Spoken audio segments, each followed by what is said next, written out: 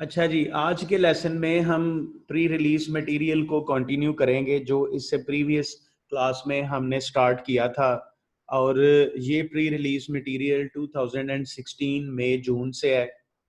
इसमें एक शॉप है जो बिल्डिंग मटेरियल्स को सेल करती है, सीमेंट, रेत और ग्रेवल का वो सप्लाई करते हैं। और हमें एक ऐसा सॉफ्टवेयर, ऐसी प्रोग्रामिंग चाहिए जो उस शॉपकीपर को असिस्ट करे जब वो प्रोडक्ट को सेल करता है। तो प्रोडक्ट की चेकिंग भी होनी चाहिए और उसके साथ साथ जो है वो उसके कस्टमर का कंप्लीट बिल भी बनना चाहिए। इसको हमने स्टार्ट किया था आज। मैंने थोड़ा सा आपका टाइम सेव करने की कोशिश की है कि मैंने पहले से ही कोडिंग बना ली है, जहाँ पे इंस्टेंट टाइपिंग की हमें इतनी ज़रूरत नहीं पड़ेगी।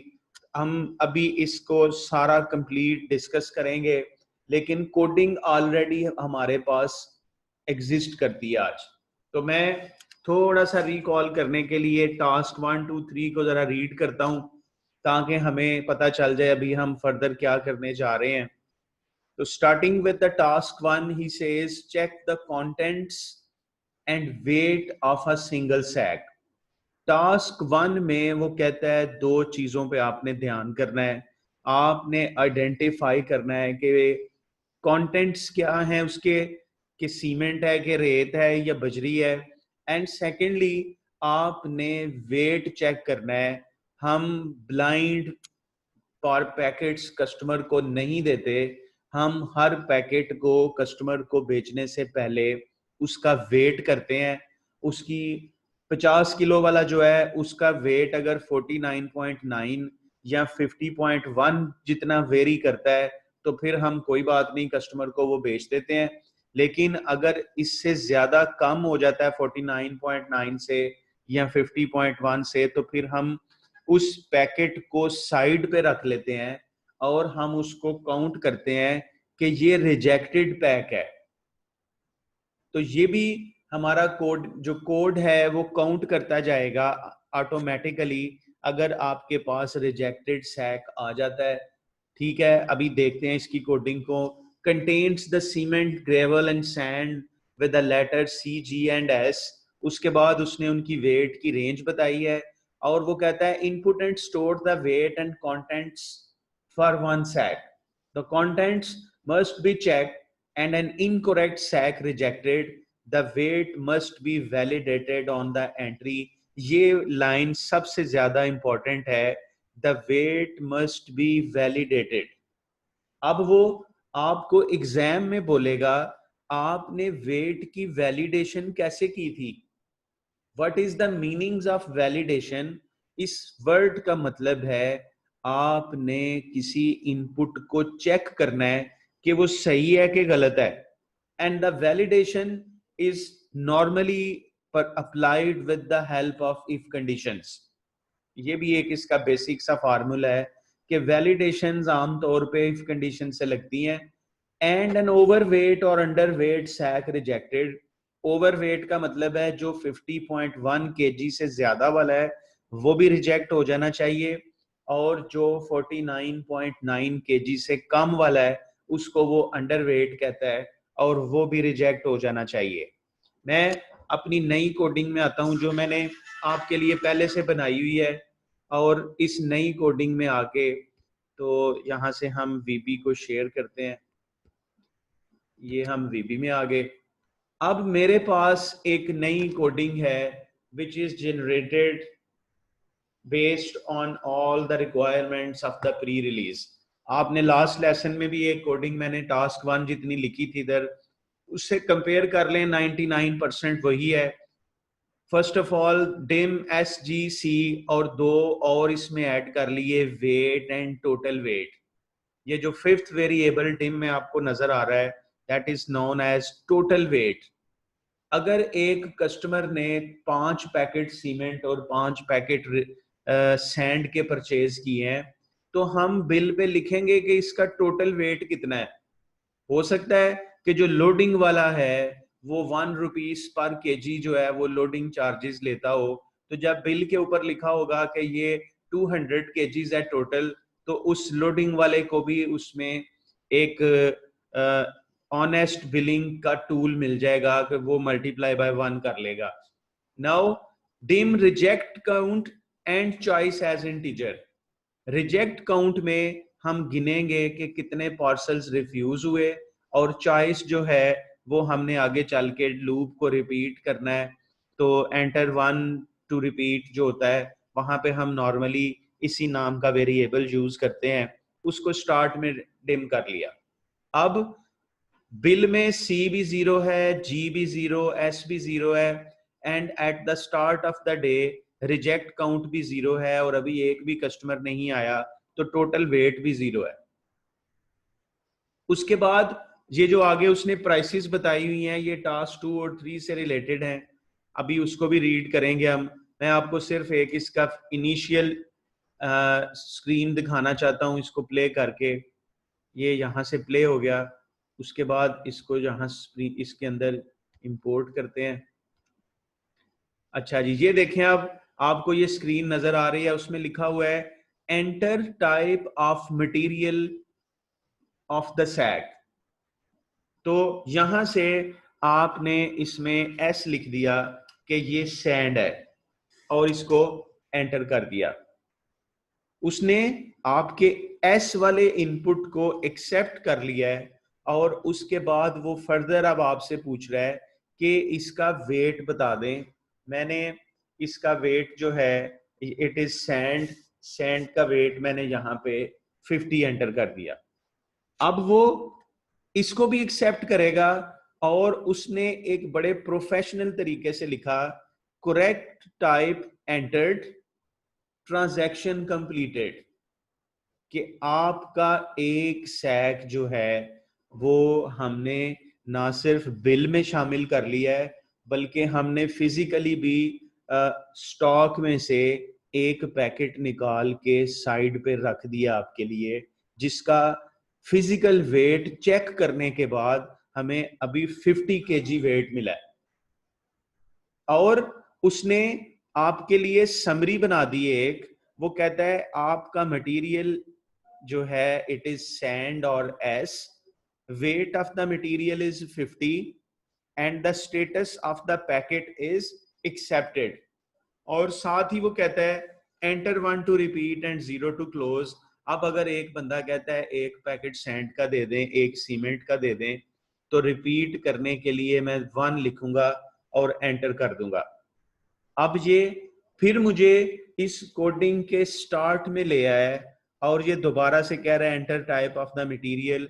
मैं अब सी लिखता हूं क्योंकि मुझे नेक्स्ट पैकेट सीमेंट का चाहिए, इसको एंटर करता हूं। अब वो कहता है enter wait of the sag, cement का जो है वो वेट 25 वाला है, तो यहाँ पे it is given in the pre release, cement का वेट 25 बताया। अब वो फिर आगे आपको बता रहा है कि अभी जो आपने एक और पैकेट परचेज किया है, its material is C and its exact weight is 25, its status is accepted, and now again enter 1 to repeat and 0 to close। मैं एक दफा और 1 एंटर कर देता हूँ, ये फिर रिपीट करेगा। और अब मैंने G इनपुट कर दिया ग्रेवल के लिए, वो मुझे वेट पूछ रहा है, the weight is again 50 and it says the material is now G, the weight of the material is 50, its status is accepted, and again अब हम अगर 0 लिखते हैं तो ये आगे चल पड़ेगा।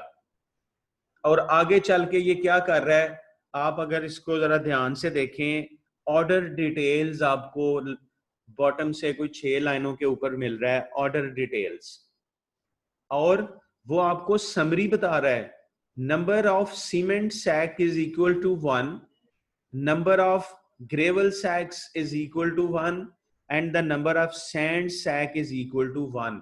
आपके 3 पैक्स की काउंटिंग उसने समराइज कर दी। नंबर ऑफ सैक्स रिजेक्टेड, आपके इस ऑर्डर के दौरान कोई भी खराब वेट वाला पैकेट नहीं मिला, तो रिजेक्टेड पैकेट्स कोई भी नहीं है। Total weight of the order 2 50 KG वाले थे, एक 25 केजी वाला था, फौरन उसने समराइज कर दिया 125। और फिर वो एंड में आपको बता रहा है आपकी बिल अमाउंट 7 है। ये कैसे है, इसके लिए वापस जाएंगे हम पहले क्वेश्चन पेपर में, यहां से ये प्री रिलीज को दोबारा शेयर करते हैं और इधर से अब हम, अच्छा अब लास्ट लाइन अगर पढ़े हम टास्क 1 की, आउटपुट द कंटेंट्स, कंटेंट का मतलब है कि उस सैक के अंदर क्या है, and the weight of an accepted sack, और जो आपका सैक एक्सेप्ट हो गया उसका वेट प्रिंट करवाएं, और अभी आपने उसका प्रिंटेड वेट देखा है अभी। If a sack is rejected output the reason, ठीक है, अब हम इनपुट देंगे रिजेक्शन वाला, तो फिर हम देखते हैं वो उसका रीजन क्या प्रिंट करता है।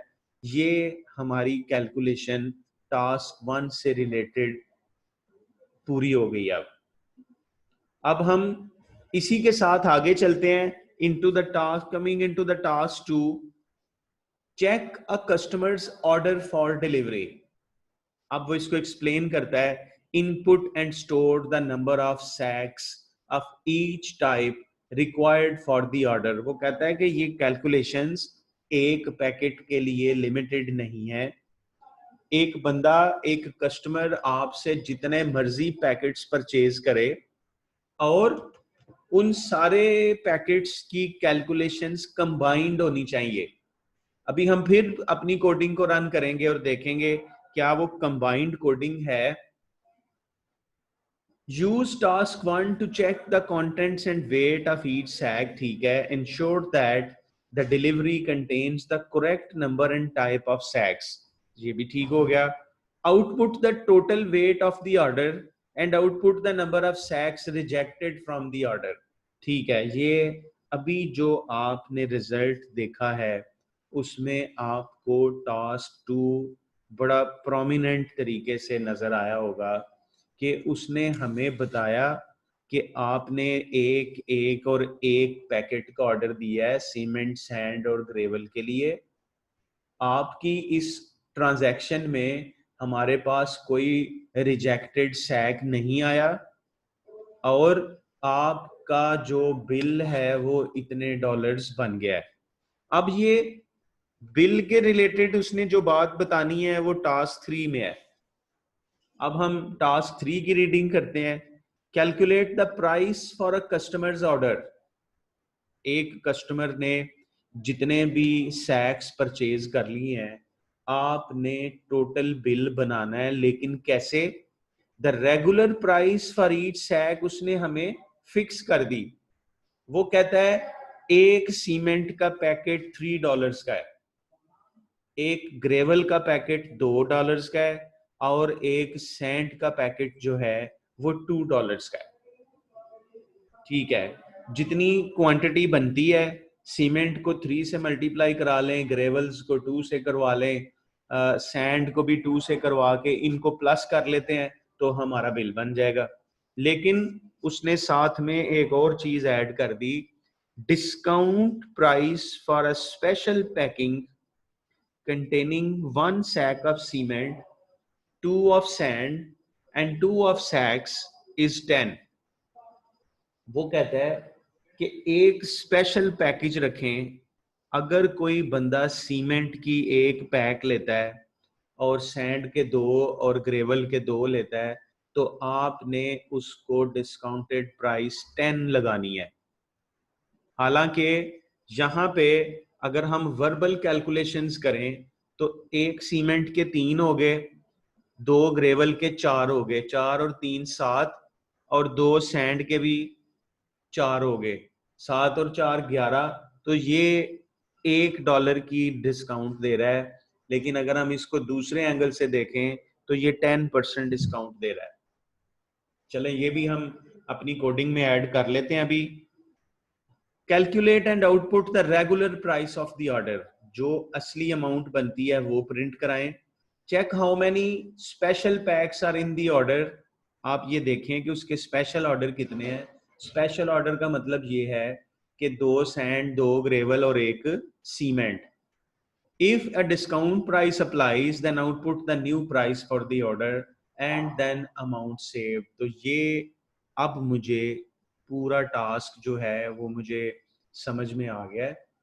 मैंने क्या करना है, मैंने इनपुट करते जाना है जितने पैकेट कोई कस्टमर खरीद रहा है। जब उसके पैकेट की ऑर्डर पूरे हो जाएंगे, एक एक पैकेट चेक होके वेट होके हम अलहदा रखते जा रहे हैं, फिर उसका बिल बनेगा और इस दौरान जितने पैकेट्स रिजेक्ट हुए हैं वो साइड पे अलहदा रख लिए जाएंगे और उनकी भी काउंटिंग होगी। दैट्स इट, ये सारा काम है। अब हम वापस जाएंगे वीबी में और सारे टास्क को पढ़ते हैं। अब यहाँ पे ये कोडिंग हमारे सामने फिर से आ गई है और इसमें जो हमने डिस्कस कर लिया है उसको दोबारा उसमें टाइम कंज्यूम नहीं करेंगे।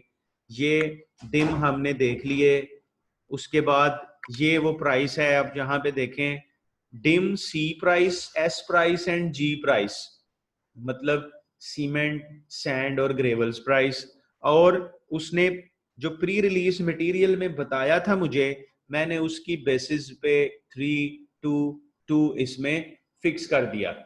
अगर वो हमें कहता कि इनपुट करके रोज सुबह जो है ना इसकी नई, जैसे पाकिस्तान में होता है कि अब तो हर एक दिन में भी नहीं, हर घंटे बाद नई प्राइस आती है इधर हर चीज की, तो अगर वो सिचुएशन होती तो ये 3 की जगह पे हम लिख देते कंसोल डॉट रीड लाइन, तो हम खुद एंटर करते कि प्राइस क्या है। बहरहाल अभी ऐसे ही इसको रखेंगे और अब उसके आगे आ जाते हैं। ये भी हमने डिस्कस कर लिया। आप ये देखें, ये डू है, ये आपको कर्सर में नजर आ रहा है और उस डू को हम यहाँ पे ये काफी नीचे जो है वो लूप अंटिल में लगा रहे हैं और इस लूप अंटिल के ऊपर ये इसी की सपोर्टिंग कोडिंग है जो कहती है enter 1 to repeat and 0 to close. आप इनपुट दें, चॉइस के अंदर सेव होगा और लूप अंटिल चॉइस इज 0, जब तक आप 0 एंटर नहीं करते ये वापस यहाँ पे डू में आके तो आगे की तरफ चल पड़ेगा। अब ये क्या करता था, enter type of the material, ठीक है, सैक में आपने इनपुट दे दिया, फिर ये आपसे वेट पूछता है, आपने वेट में इनपुट दे दिया। अब ये वैलिडेशन स्टार्ट हो गई इधर, ये यहां से वैलिडेशन स्टार्ट होती है और वैलिडेशन कुछ यूं है। सबसे पहले हमने उसको बताया है if sack is equal to C और the sack is equal to G और the sack is equal to S, कि अगर तो सी जी या एस लिखा गया है then you should type correct type entered, कि हाँ जी भाई ठीक है आपने करेक्ट इनपुट दिया है। If the sack is equal to C और the sack is equal to G और एस, और एल्स अगर आपने इन 3 करेक्टर्स के अलावा कोई और करेक्टर दिया है तो ये आपको बोल देगा this is an invalid material. ठीक हो गया, ये आपकी पहली वैलिडेशन है। जितना हाईलाइटेड एरिया आपको नजर आ रहा है ये आपको सी जी और एस के अलावा कोई और इनपुट करके बिल नहीं बनने देगा। फिर जब आप यहां से क्लियर हो जाएंगे फिर ये अगली वैलिडेशन आ जाएगी if sack is equal to S, कि आपने एस लिखा हुआ है and the weight is less than 50.1, weight आपका 50.1 से नीचे है and the weight is also greater than 49.9 और आपका वेट 49.9 से बड़ा भी है, तो फिर स्टेटस आपका एक्सेप्टेड हो जाएगा और टोटल वेट में जिसमें पहले 0 था उसमें वो आपका गिवन वेट प्लस कर लेगा। एल्स इफ अगर आपकी सीमेंट से रिलेटेड कैलकुलेशन है तो ये इफ चलेगा, लेकिन अगर आप ग्रेवल वाली कैलकुलेशन करते हैं तो ये एल्स इफ में आ जाएगा और एल्स इफ में आके ये देखेगा sack is equal to G, weight is not only less than 50.1 but it is also greater than 49.9, तो इसका मतलब है वो रेंज में है, स्टेटस एक्सेप्टेड होगा, टी वेट में फिर प्लस हो जाएगा। और थर्ड में यहां पे आ जाएंगे तो if the sack is C, अब सीमेंट के पैकेट उन्होंने छोटे बनाए हुए हैं तो वहां पे हमें इनपुट को थोड़ा सा एडजस्ट करना पड़ेगा और हम बताएंगे इसको कि if it is less than 25.1 and if it is greater than 24.9 तो इसका मतलब है कि स्टेटस इज एक्सेप्टेड। तो ये 3 केसेस को एक्सेप्ट करेगा और अगर आपका 4th टाइप ऑफ केस आ जाएगा यानी सी जी और एस के अलावा कोई है तो फिर उस सिनेरियो में स्टेटस के अंदर ना सिर्फ रिजेक्टेड लिखा जाएगा बल्कि रिजेक्ट काउंट में एक प्लस हो जाएगा। शुरू में खराब वेट वाले पैकेट्स 0 थे, अगर यहाँ पे कोई खराब वेट वाला पैकेट मिलता है तो इधर ये उसमें 1 प्लस कर लेगा और ये सिलसिला चलता रहेगा। अब हम उसकी आगे आ जाएंगे जब आपके इनपुट पूरे हो गए हैं, वो शो करेगा ट्रांजैक्शन इज कंप्लीट, आपका मटेरियल सैक या सैंड है, वेट उसका इतना है, स्टेटस उसका ऊपर 2 ही वर्ड स्टेटस में हमने यूज किए हैं कि आइदर इट इज एक्सेप्टेड और इट इज रिजेक्टेड, तो ये उनको भी उसमें अकोमोडेट कर लेगा। और जब वो इस सिनेरियो से आगे आएगा, एक ये जितनी मैं अभी ये हाईलाइट करके आपको दिखाऊं, ये यहां तक जो प्रोसेस आपको ब्लू में हाईलाइटेड नजर आ रही है, ये एक पैकेट के ऊपर अप्लाई हो रही है। आपने जब दोबारा दूसरे पैकेट की डिटेल्स में आना है तो ये लूप अंटिल से फिर वापस जाएगा और ये सिलेक्टेड ब्लू एरिया जो है ये रिपीट होता रहेगा। जब आपने 2 या 4 या 5 या 10 पैकेट्स की डिटेल्स ले ली हैं, पैकेट उन्होंने निकाल ली हैं, अब वो बनाएगा आपकी ऑर्डर डिटेल्स और अब हम ये यहां से आगे चलेंगे। सबसे पहले वो लिखता है console.writeLine order details और वो आपको काउंटिंग बता देगा कि कितने कितने पैकेट्स आपने खरीदे हैं। वो बिल में ही मेंशन कर देगा रिजेक्ट कितने हो गए हैं। शायद वो आपने देखा क्रेडिट कार्ड का बिल जब आप को मिलता है तो उसमें 2 कॉपीज होती हैं, एक वो आपको दे देते हैं, दूसरी वो कंपनी या शॉप वाले अपने पास रख लेते हैं। तो शायद यहाँ पे भी वो 2 कॉपीज का प्रिंट लेंगे और एक अपने पास रख लेंगे और उनको वो कैलकुलेशंस में आसानी हो जाएगी कि कौन से ऑर्डर में ज्यादा रिजेक्टेड बिल्स निकले थे। जिस ऑर्डर में रिजेक्टेड बिल ज्यादा होंगे उसकी फिर हो सकता है कि वो इन्वेस्टिगेशन करें कि क्यों इसमें इतने खराब पैकेट निकल आए थे। बहरहाल वो that is not part of the pre release material. जब आपके पैकेट्स काउंट हो गए हैं तो अब हमारा एक लास्ट टास्क रह गया है और वो है how to make the bill. Bill कैसे बनेगा? डिम बिल एज इंटीजर, मैंने फौरन एक वेरिएबल डिक्लेयर कर लिया और शुरू में बिल को कर दिया 0। और बिल बनाना बड़ा आसान काम है। आप ये देखो, सीमेंट की प्राइस को यानी सी प्राइस, इसको मल्टीप्लाई कर दें नंबर ऑफ सीमेंट सैक्स जो उसने ऑर्डर किए हैं, वो सी में है, तो सी मल्टीप्लाइड बाय 3 होगा। तो जितने भी सीमेंट के पैकेट्स हैं, अगर 4 पैकेट थे तो ये जो हाईलाइटेड है कोडिंग ये बनेगी 3 into 4 और $12 जो है वो सीमेंट का बिल बन जाएगा। फिर उसके बाद वो नेक्स्ट में ग्रेवल प्राइस को मल्टीप्लाई करेगा जी के साथ, तो ग्रेवल की भी प्राइस निकल आएंगे जितने पैकेट्स थे। फिर वो सैंड की प्राइस को मल्टीप्लाई करेगा number of PACS of sand के साथ, और ये जो दरमियान में मुझे प्लस नजर आ रहा है that will add the bills of cement, gravel and sand. तो उस एक कस्टमर की तीनों आइटम्स का प्लस करके वो उस अमाउंट को बिल में डाल देगा। एक बंदे ने 3 पैकेट सीमेंट के लिए हैं, ग्रेवल और सैंड लिया ही नहीं, तो उसकी जी और एस की वैल्यू 0 होगी। तो यहाँ पे gravel price multiply by 0 and the sand price multiply by 0 होगा, तो बिल की टोटल में कोई रॉन्ग एंट्री नहीं आएगी। इस तरह ये स्टैंडर्ड बिल बनेगा। जितनी भी पैकेट्स हैं बिल बन रहा है, एक ऑप्शन हमने एंड के ऊपर ऐड करना है, और वो क्या है, if C is 1, S is 2, G is 2, ये वो कंडीशन आ गई तो वो कहता है कैलकुलेशंस को छोड़ दो और बिल में सीधा सीधा 10 सेव कर लो, and also print console.writeline the special discounted price for your order is equal to USD 10.00।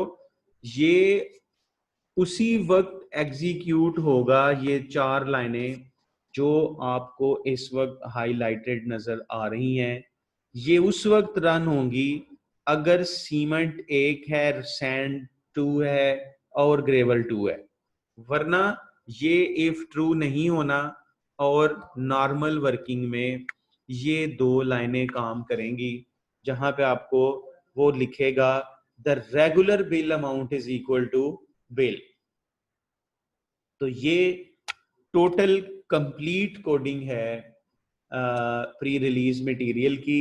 अभी मैं लास्ट टाइम में इसको एक दफा फिर इसका कंप्लीट रन करता हूं और हम इसको प्ले करके देखते हैं कि फुल रिजल्ट अब हमें ज्यादा समझ में आएंगे क्योंकि हमने कोड को अंडरस्टैंड कर लिया। अच्छा जी, ये हम यहाँ पे आ गए और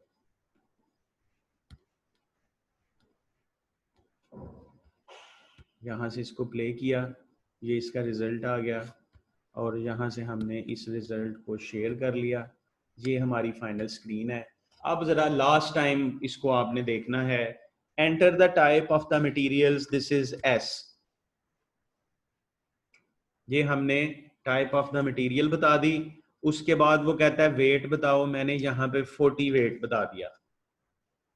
तो यहाँ पे ये थोड़ी सी मिस्टेक शो कर रहा है, it says correct type entered. Check करना है आपने इसको, लेकिन अगर एट फर्स्ट इंस्टेंस आपको लगेगा गलती हो गई है, लेकिन ये मिस्टेक नहीं है।